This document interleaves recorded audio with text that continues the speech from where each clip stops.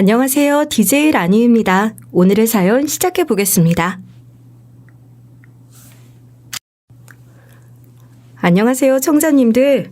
제가 오늘 이렇게 사연으로 찾아오게 된 건 어쩌면 하늘이 저에게 속풀이 알아준 기회일지도 모르겠네요. 왜냐하면 저 역시도 사연 라디오 무척이나 좋아하거든요. 아무튼 그래서 오늘 제가 사연을 전해드리기에 앞서 정말 사람은 깊게 알고 봐야 한다는 걸 먼저 말씀드리고 시작하고 싶어요. 제가 이번 일을 겪으며 생각이 달라진 게 참 많거든요. 사실 제가 생각하기에 제 인생은 남들과는 좀 다른 경험을 겪은 인생이었을지도 모르겠습니다. 저에겐 평범한 사람이라면 있을 수 없는 대모라는 분이 계셨거든요. 대모는 제 친엄마가 22살 때 돌아가시고 난 뒤로 절 쭉 돌봐주고 있으신 분입니다. 물론 완벽한 타인은 아니고 엄마 살아생전 대모와 아주 막역한 사이로 지내셨었죠. 정확하게 말하자면 가족은 아니지만 친하게 지내던 사이라고 할 수 있겠네요. 대모는 매번 저희 집에 찾아와서 엄마와 함께 수다를 떨던 저에게는 익숙한 이모였지만 항상 그들이 저한테 한 얘기가 있었어요. 그건 바로 제 친엄마 덕분에 자기가 목숨을 건졌다고 고맙다는 이야기였죠. 그런 대모의 말에 엄마는 항상 별것 아니라고, 사람이라면 누구든지 다 그렇게 했을 거라 답했지만 대모는 항상 엄마가 그렇게 대답할 때마다 이제는 자유롭게 움직이지 못하는 엄마의 다리를 아련하게 보곤 했어요. 제가 아주 어렸을 때는 이런 둘의 이야기를 들으면서 왜 저러나 싶었거든요. 그러다 제가 나이를 먹고 중고등학교 다닐 때쯤 너무 궁금해서 엄마한테 직접 물어본 거죠. 대모랑 무슨 사이길래 이모가 그러냐 말이에요. 그러자 엄마가 웃으면서 말해줬습니다.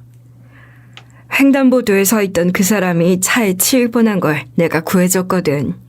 그땐 엄마가 어떻게 그런 용기가 났는지 모르겠어. 그런데 말이야, 지연아. 사람 목숨이 걸렸는데 누구나 다 엄마처럼 하지 않겠어? 당시 상황을 차분하게 설명해주는 엄마. 그 상황은 엄마 말처럼 간단한 것 같진 않았지만 엄마는 그래도 목숨을 구했는데 이 정도로 끝났으니 다행이라며 자신의 저는 다리를 톡톡 치셨어요. 이런 사연 때문에 대모는 엄마에게 매번 이 은혜를 잊지 않겠다며 저희 가족을 항상 도와왔던 겁니다. 하지만 엄마는 본인의 삶을 끝까지 즐기고 가시지 못했어요. 하늘은 염치도 없는지 이런 엄마에게 암이라는 병을 줬거든요. 3기가 지나 발견된 암은 이미 전이까지 된 상황이라 쉽게 나아질 기색이 보이지 않았고 이대로 더 힘든 건 싫다며 엄마는 본인이 하고 싶은 것들을 하면서 끝내 눈을 감으셨습니다. 아무튼 그래서 엄마가 돌아가신 뒤에도 대모의 도움으로 저는 대학까지 마치고 첫 직장으로 대모의 회사에 들어가게 됐는데요. 처음엔 적응도 힘들고 혹시나 내가 대모에게 민폐는 아닐지 참 걱정도 많았지만 어느덧 제 나이 40살이 될 동안 15년이라는 세월을 여기서 일하고 있더라고요. 물론 임직원이라는 높은 자리에도 앉게 되었고요. 여기서 혹시나 임직원이라는 자리에 앉은 절 안 좋게 생각하실까 걱정되는 마음에 말씀드리자면 이 자리는 당연히 제 힘으로 올라온 자리입니다. 회사에 들어가는 과정부터 이 자리에 오르기까지 정말 많은 우여곡절이 있었거든요. 힘든 나머지 혼자서 울기도 많이 울었고요. 물론 힘들 때 한 번씩 대모의 조언을 듣긴 했지만 정말 그뿐이었어요. 그리고 이런 힘든 와중에도 어떻게 결혼은 잘 해내서 가정도 꾸렸고요. 결혼은 30대 초반에 회사에서 만난 남편과 했어요. 항상 의욕에 차서 뭐든 열심히 하려던 신입사원이던 그를 제가 좋게 봤고 그 뒤로는 종종 사석에서 만나며 가까워진 케이스였죠. 저희 둘은 주변의 환호 속에서 결혼을 했고 가정을 꾸려 지금도 여전히 같은 회사를 다니며 서로의 커리어를 쌓아 승승장구하고 있습니다. 그래서 남편 역시도 지금은 저와 같은 임직원 자리에 앉아있죠. 이런 제가 고민 하나 없을 것 같았지만 결혼까지 하고 난 뒤로 생긴 고민이 딱 하나 있습니다. 바로 아이였어요. 저고 남편이고 엄청나게 노력을 했지만 생기지 않더라고요. 물론 혹시나 문제가 있나 싶어서 검사를 받았지만 저희 둘 다 아무 문제도 없는데 아이는 들어설 기미도 보이지 않았죠. 누군간 노력이 부족해서 그렇다 할 수도 있겠지만 아마 이거 들으시면 그런 말도 못 하실 겁니다. 1년간 휴직까지 하면서 아이를 갖기 위해 노력을 했거든요. 하지만 찾아오지 않는 아이. 그래서 그냥 우리한테 아이가 올 인연이 아닌가 보다 하고 스트레스 받지 말자 하며 지냈어요. 100% 완벽한 인생은 아니지만 그래도 그럭저럭 잘 살고 있는 인생이긴 했으니까. 그런 저희의 일상은 평화로울 줄 알았지만 이 잔잔한 호수 같은 일상에 파문을 일으키는 일이 생기게 되리라곤 꿈에도 몰랐습니다. 그날은 평범하게 회사로 출근해서 일을 보던 날이었어요. 한참 열심히 올라온 서류들을 살펴보고 있는데 남편이 제 사무실에 찾아와서 대뜸 이런 말을 하더라고요. 당신 왜 기억나? 그 예전 당신 비서였던 종우 씨 말이야. 그 사람 이번에 다시 복직할 거야. 당신 비서 말고 내 비서로. 아무래도 내가 이대로는 안 되겠어. 남편이 말하는 종훈이란 사람은 제 밑에서 일했던 전 비서로 이번에는 남편의 비서로 들어온다는 겁니다. 그래서 남편의 새로 들어온 비서란 사람이 나쁜 사람이었냐고요? 그렇진 않아요.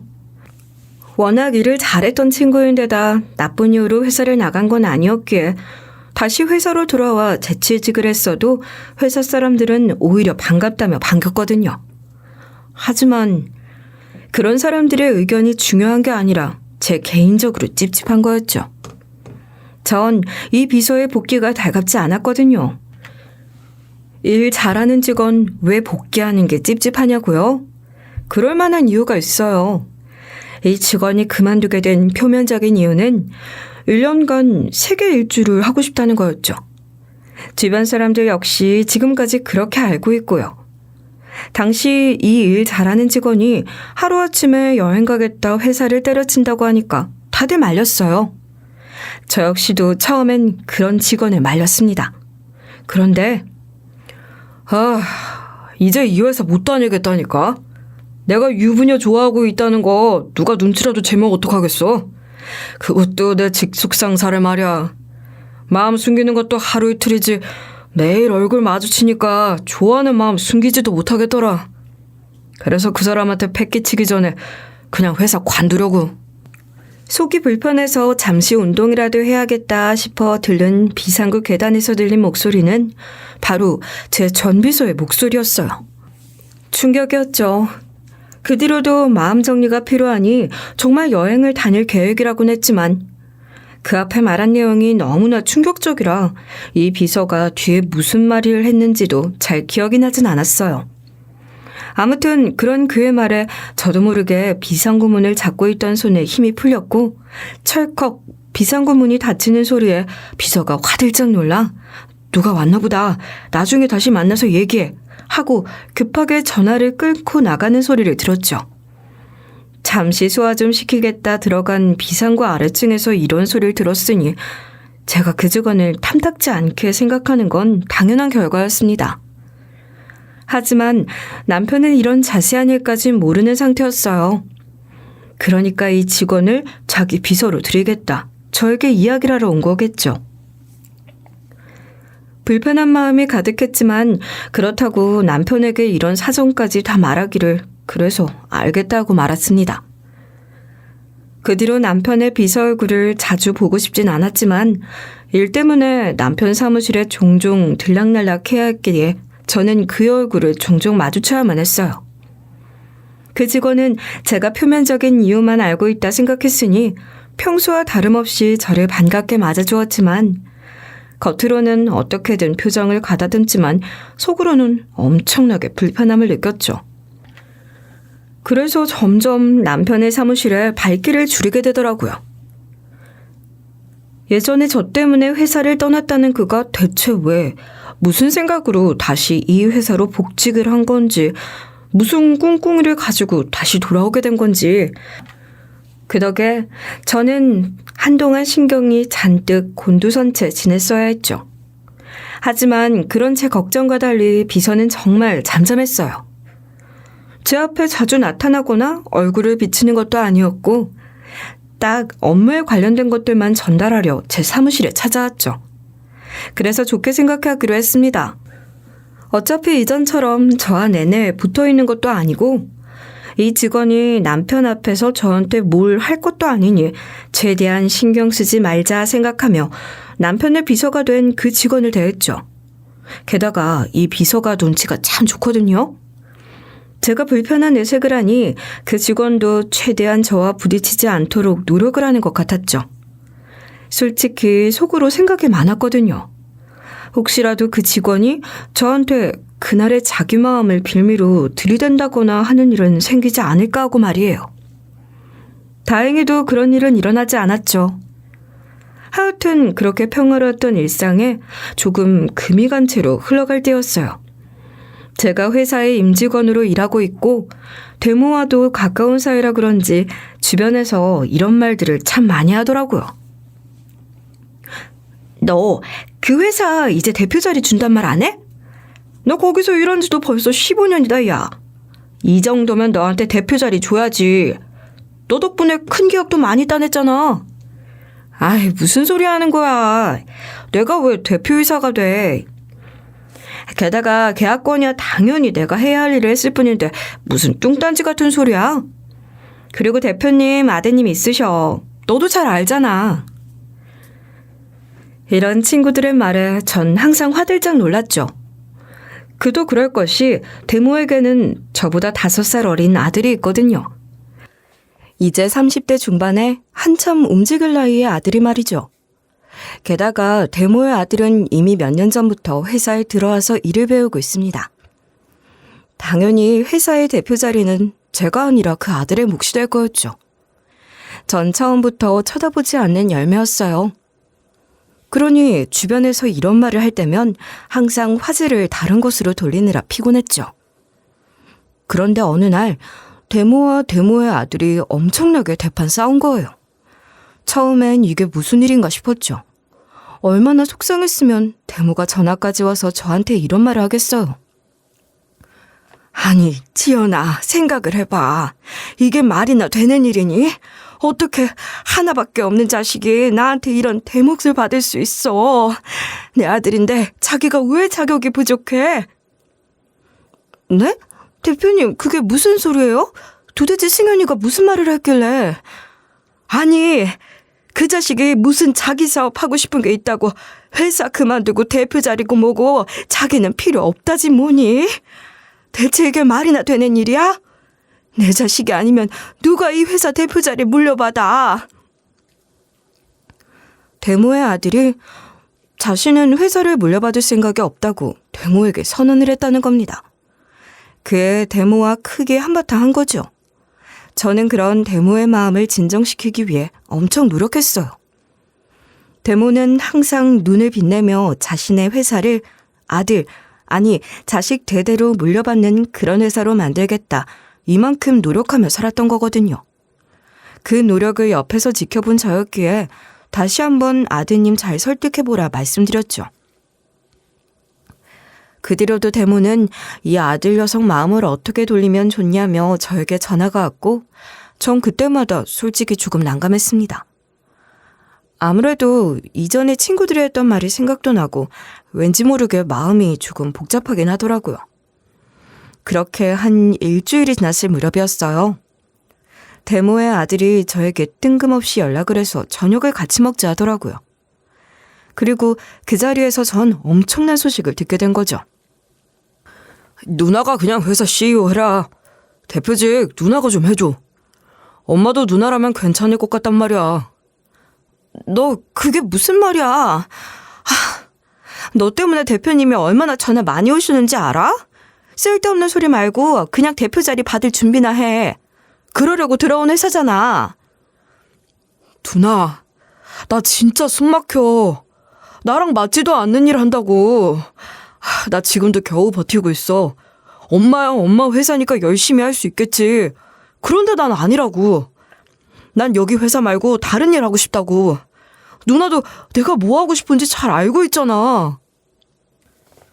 대모의 아들과는 어렸을 때부터 누나 동생으로 가깝게 지내던 사이라 속에 있는 이야기 다 터놓는 그의 모습에 전 얘가 그동안 정말 많이 힘들었구나 싶었습니다. 대모 아들 승현이는 자기는 솔직히 엄마 회사 일에 전혀 관심이 없고 지금도 꾸역꾸역 회사 다니기 힘들다고 속을 털어놓더라고요. 자기는 이미 하고 싶은 일이 있는데 그걸 하겠다 하니 엄마가 반대를 했다고 대모에게 들었던 그대로 저에게 이야기를 했죠. 그러면서 대모의 아들은 엄마인 대모와 승부를 본 게 15년 동안 회사에서 일한 저를 대표이사로 하고 자신은 하고 싶은 일을 하는 거였답니다. 저랑 만나기 바로 전날에 오간 이야기를 하더군요. 아무튼 한마디로 자기가 물려받을 회사에 전문 경영인을 저로 세우겠다는 뜻이었죠. 전 그 말을 듣고 많은 고민에 휩싸였어요. 참 많은 생각이 났죠. 친구들에겐 절대 그럴 일 없다던 일이 일어났으니 말입니다. 대표 자리 되면 무조건 좋은 거 아니냐 하시겠지만 단순히 임원직인 것과 대표이사 자리인 것에는 책임감이나 영향력이 엄청난 차이가 있거든요. 사실 저는 지금이 더 좋은데 솔직한 마음으론 어렸을 땐 한 번쯤 그런 내가 대표라면 하는 생각을 했을지도 모릅니다. 하지만 그 생각은 제가 회사에서 일하는 시간이 길어질수록 사라져버렸죠. 아무튼 대모의 아들인 승현이가 절 간절하게 바라보면서 제발 이런 부탁은 저밖에 못한다는 듯이 빨리 자기 말에 긍정적인 답변을 달란 눈빛으로 보던 게 생각이 나더라고요.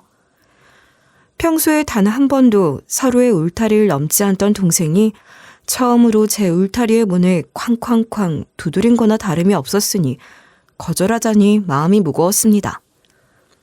그리고 전 그 고민 끝에 결국 대모와 대모 아들의 말을 수락하게 됐죠. 물론 대표이사로 세우겠다 했지만 당장 되는 것은 아니었습니다. 이사의 동의도 받고 준비도 하면 몇 개월 정도 걸리는 건 당연했으니까요. 내가 참 너한테 할 말이 없다. 못난 아들 녀석 때문에 네가 무슨 고생이니? 아니에요. 사실 승현이가 저한테 찾아왔었거든요. 대표님 생각하면 제가 이 자리 거절해야 하는 게 맞지만 승현이 이야기랑 그때 눈빛 생각하니 거절하기가 힘들었어요. 대모에게는 죄송했습니다. 왠지 자기 가족이 있어야 할 자리를 제가 뺏은 것만 같았으니까요. 그러나 한삭 후 대모는 괜찮다며 저도 자기 자식이나 다름없는데 왜 그런 말을 하냐고 저에게 그런 따뜻한 말을 해주더군요. 지금까지 신세진 것만 해도 다 갚을 수 있을까 싶을 정도였는데 또 한 번 대모에게 조건 없는 사랑을 받은 것만 같아서 속이 따뜻해지면서 감동스러웠네요. 그렇게 대표이사가 될 준비에 기업들이 참여하는 포럼 등등 정말 여러 가지 준비로 바쁜 나날을 보내고 있었어요. 어느 정도로 바빴냐고요? 잠을 이동 시간 동안 차나 비행기에서 쪽잠을 자야 할 정도로 시간이 없었죠. 그런데 거기다가 제가 갑자기 대표가 되어 일을 한다는 중압감과 스트레스 때문인지 정신적으로나 육체적으로 엄청 힘들더라고요. 날이 갈수록 제 안색이 나빠진 건 너무 당연한 일이었죠. 늦은 퇴근에 집에 가면 남편은 그런 저를 보면서 매일같이 걱정을 했습니다. 오늘도 이 시간에 와? 당신 너무 무리하는 거 아니야? 이러다가 쓰러지면 어쩌려 그래. 안 되겠다. 내가 당신 때문이라도 유명하다는 거기 한번 가봐야겠어.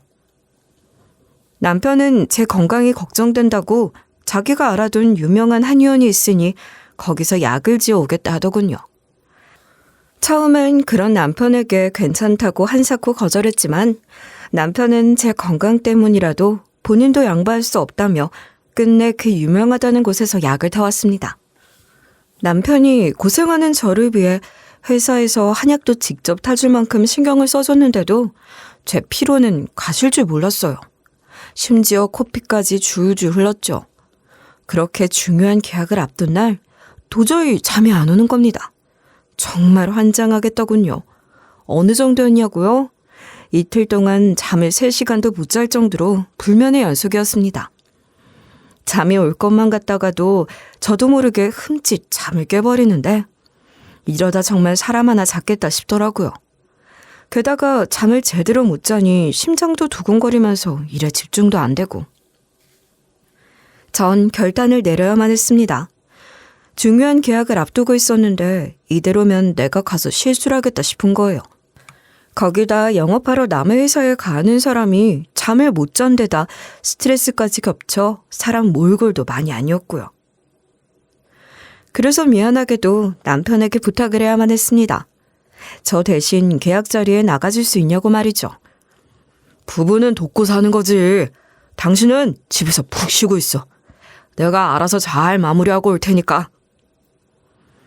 남편은 흔쾌히 제 제안을 수락했고 제가 준비했던 계약이 무산되지 않도록 계약을 잘 마무리해서 성사까지 시켜왔더라고요. 제가 다 준비한 것들이지만 그래도 사전에 열심히 노력한 남편이 아니었더라면 이 계약은 성사되지 못했을 거예요. 그런 생각들을 하니 남편이 괜히 대단하다 생각이 들더라고요. 저야 준비하면서 많은 자료들을 봤지만 남편은 제가 건네준 서류 뭉치 하나로 계약을 따온 거니까요. 또 한 번 내가 사람은 잘 골랐구나 싶었죠. 하지만 그렇다고 마음을 푹 놓을 순 없었어요. 혹시라도 일이 틀어질까 또 다른 고민에 역시나 잠을 제대로 이루지 못했죠.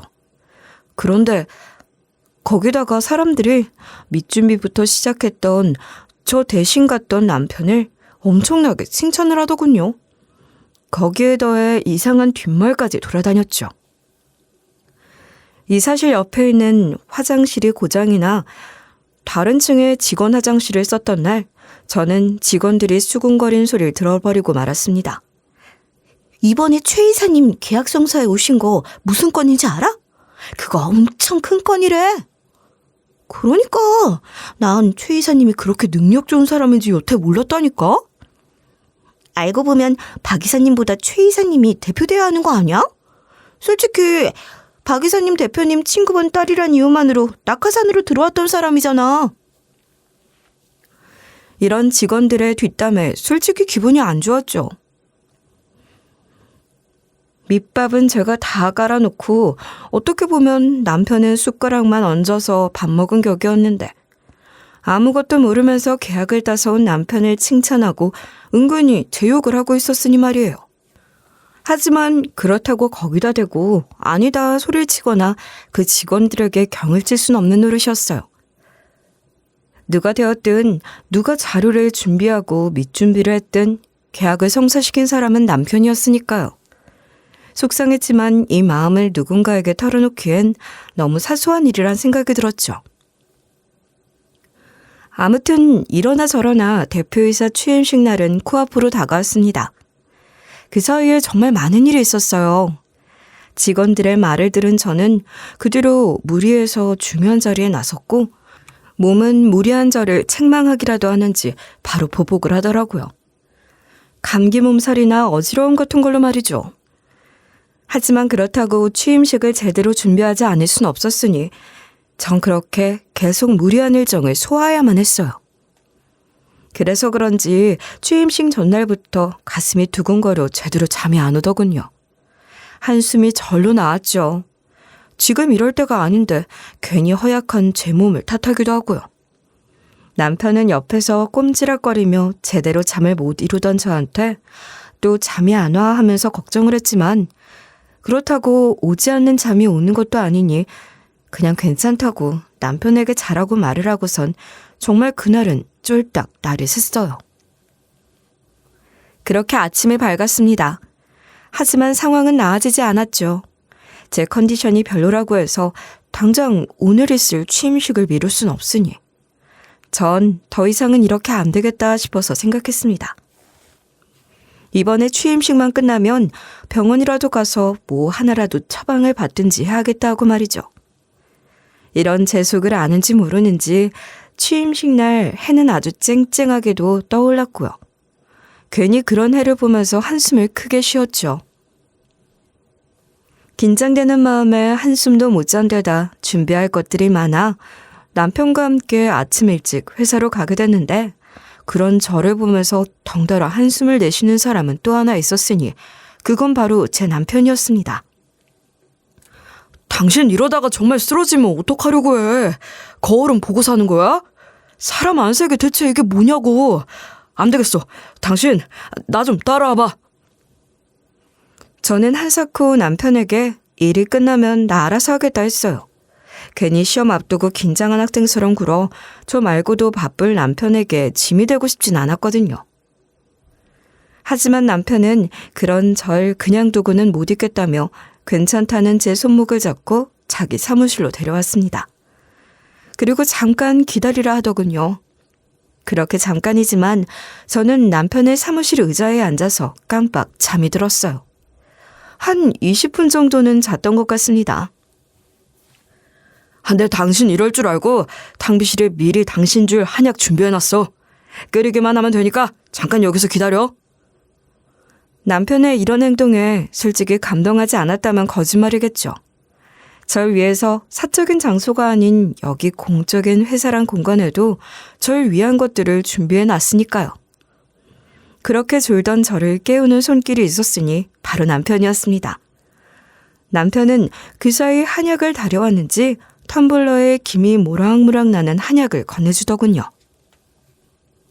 내가 이럴 줄 알았어. 어제 당신 한숨도 못 잔 거 맞지? 그러면서 고집은 아주 황소 고집이고.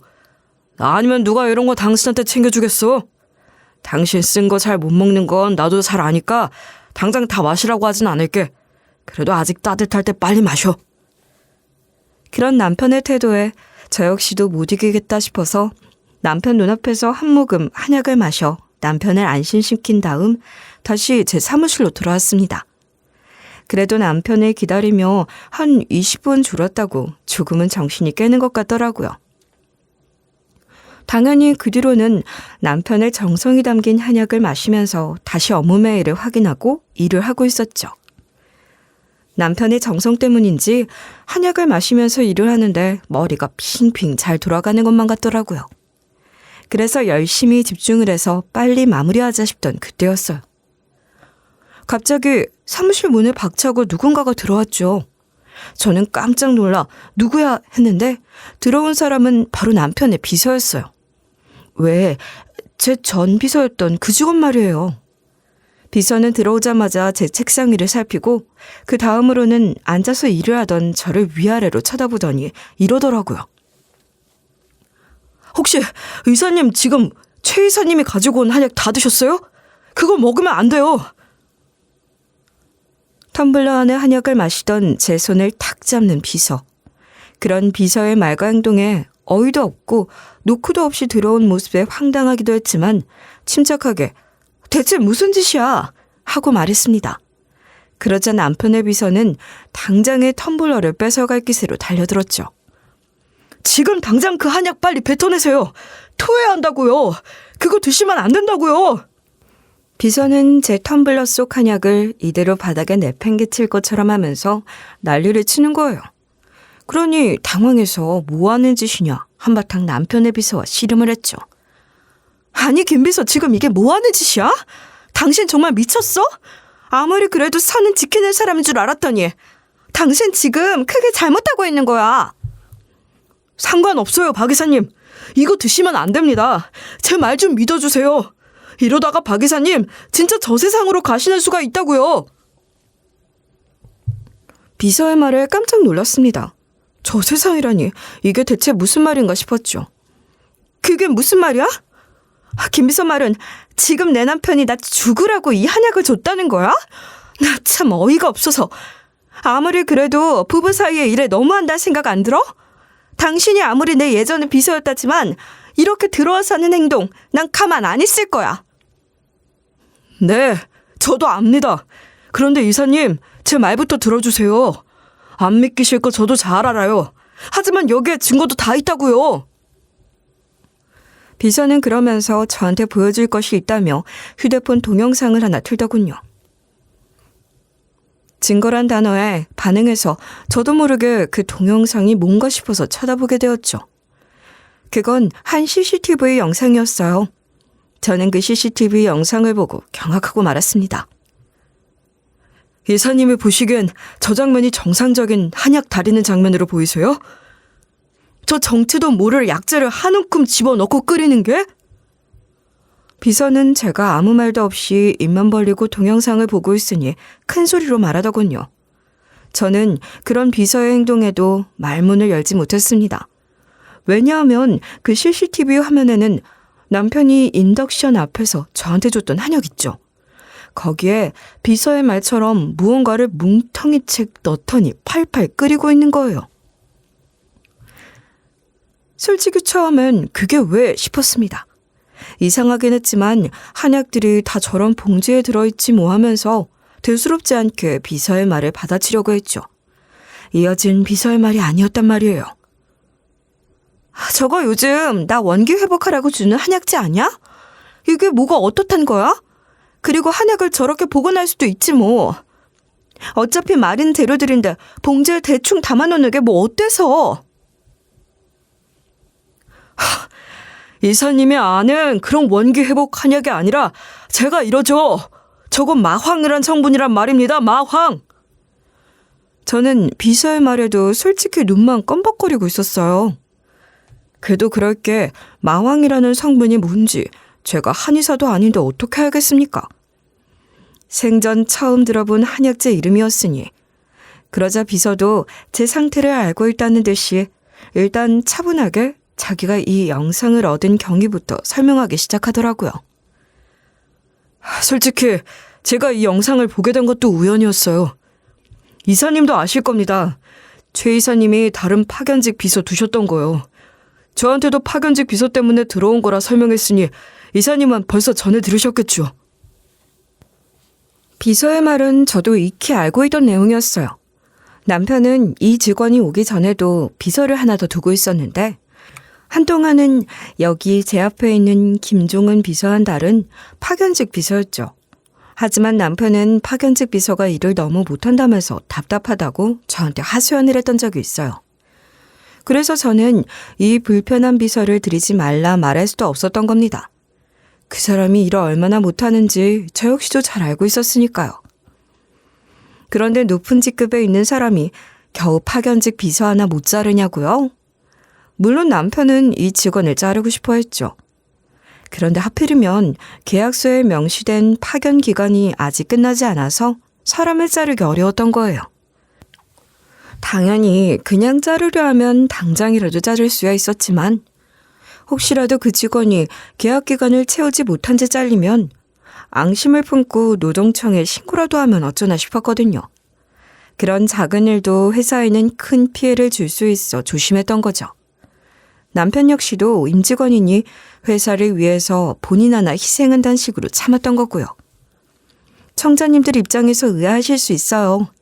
그런데 말입니다. 요즘은 옛날하고 달라서 사람을 함부로 자르거나 하는 일은 거의 할 수 없다 보시면 돼요. 해외의 다른 나라와는 다르게 한국은 노동법이 강한 나라입니다. 특히나 법은 근로자의 편을 들어주는 내용들이 많죠. 그러다 보니 남편 역시도 회사 측에 양해를 구하고 비서를 한 명 더 구하게 된 거고요. 그래서 한동안 파견직 비서의 계약 기간이 끝날 때까지 남편은 비서를 둘이나 데리고 있었어요.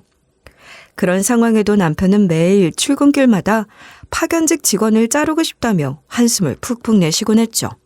아니, 그 파견직 직원 왜 이렇게 일을 못해? 어떻게 그런 일머리 가지고 파견직이냐고. 정말 마음 같아선 당장이라도 잘라버리고 싶은데 회사 생각하면 내가 참아야지. 당신 정말 고생한다. 역시 정직원이 아닌 데는 다유가 있는 거지. 그리고 원래 파견직이 다 그렇잖아. 조금만 힘내. 이제 겨우 2달 남았다면서.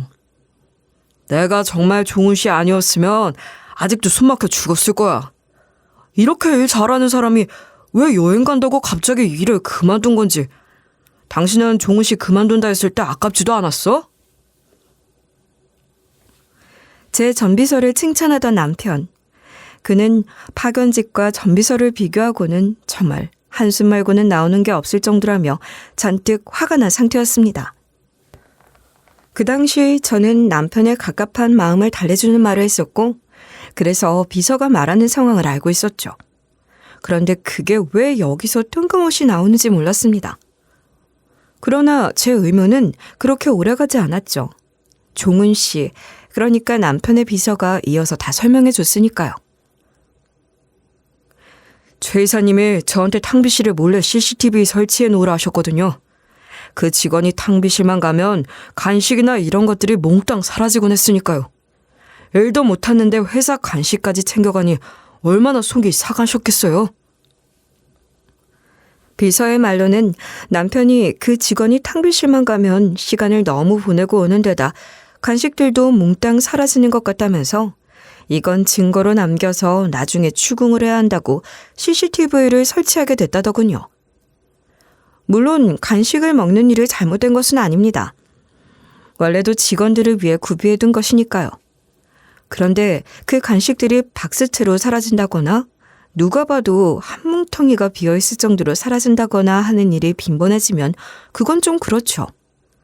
그래서 이건 좀 너무하다 싶었던 남편이 말로 해결해보겠다 한번 그 직원을 앞에 두고 추궁도 해봤지만 자꾸 말도 안 되는 변명을 해서 답답한 속이 더 답답했다고.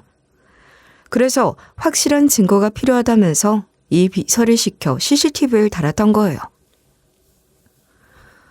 얼마 전에 계약 기간이 끝나 겨우 파견직 비서 나가고도 이사님이 저한테 따로 지시를 내리지 않으시더라고요. 그래서 저도 CCTV에 대한 건 깜빡 잊고 있었죠.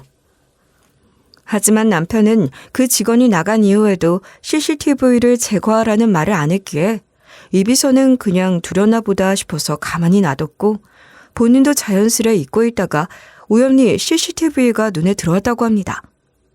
그래서 파일 정리라도 해놓자 싶어서 CCTV 영상들을 돌려보게 되었는데 그런 비서의 두 눈에 이 장면이 뜬 거라고 하더군요.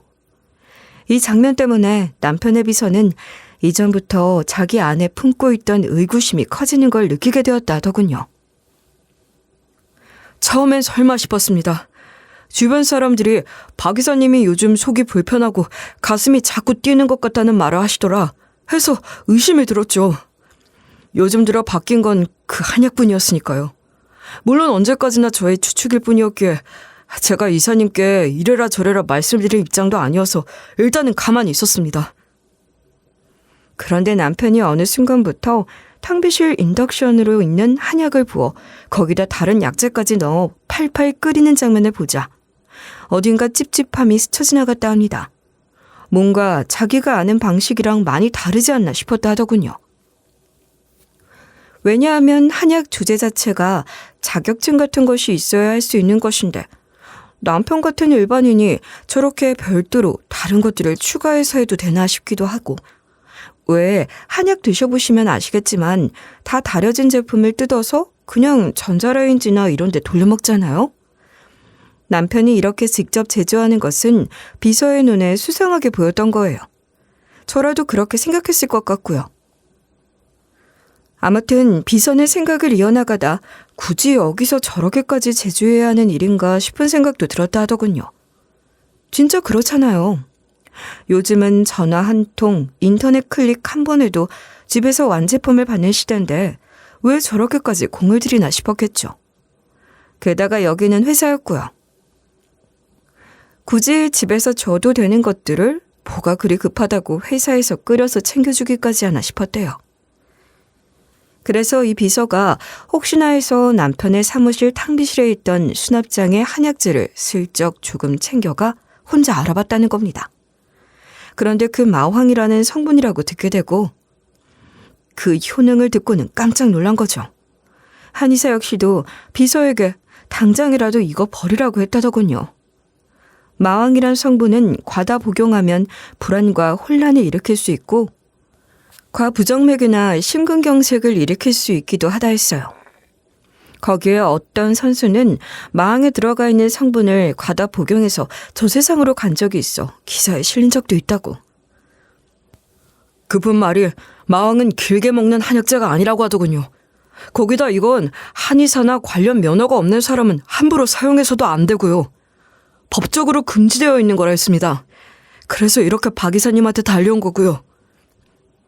비서의 말을 듣고 저는 당장에 남편을 신고하게 됐죠. 엄청난 배신감마저 들었어요. 어떻게 가족이 이럴 수 있나 싶었거든요. 신고 후 경찰의 조사 결과 남편이 마왕을 일부러 과하게 쏟다는 것이 밝혀졌습니다. 거기다 용이 주도하게 정말 원기 회복을 위한 한약 역시도 준비해두고 있더라고요. 그러니 남편은 본인은 억울하다는 듯이 딱 잡아떼고 말했던 거예요. 아니 선생님, 제가 제 아내를 두고 왜 안 좋은 의도로 사용했다고 그러십니까? 저는 제 안사람 건강 생각해서 넣은 거였다고요. 그리고 솔직히 마음이 나쁜 것도 아니잖아요. 한의원에서도 많이 사용한다 해서 저도 구해온 거고요. 제가 뭐 금지된 걸 넣은 것도 아닌데 자꾸 이러시는 거 너무 억울합니다. 저거 성분도 다 조사해 보셨을 거잖아요. 참 뻔뻔한 사람이었어요. 경찰 조사까지 받으면서도 끝까지 자기는 잘못한 게 없다고. 그러나 그런 남편의 거짓말은 곧이어 탄로나고 말았죠. 남편이 끝까지 인정을 안 하니까 고의적으로 넣었다는 증거를 찾기 위해 결국 휴대폰이나 남편의 노트북 등도 압수하고 조사를 하게 되었는데요. 거기에 다 들어있던 거예요. 지금까지 남편이 계획했던 모든 것들이 말이죠. 특히나 남편의 노트북의 경우 확실히 남편이 고의성이 다분했다는 걸 입증하는 데 증거가 될 수 있었어요. 다행히 남편이 저지른 짓을 알게 된 비서가 남편이 증거를 지울 수 없도록 노트북을 미리 빼돌려서 내용들이 다 남아있었죠.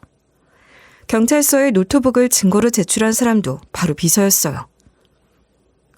솔직히 이사님 잘못될지도 모르는 상황에 제가 어떻게 가만히 있겠어요? 일단 최 이사님이 허술해진 틈을 타서 제가 몰래 빼돌려 놨었습니다. 남편의 노트북에는 메신저로 누군가와 대화를 나눈 내용들이 남아있었는데 그 내용 중 일부가 바로 저에게 마왕을 쓴 이유였죠. 정말 인간 같지도 않은 놈이었습니다. 남편은 마왕이란 것의 효능에 대해 다 알고서 저에게 먹이고 있었거든요. 내가 차근차근 해나갈 거라니까. 일단 인연한테 마왕을 먹어서 점점 일을 제대로 못하는 상태로 만들어야지.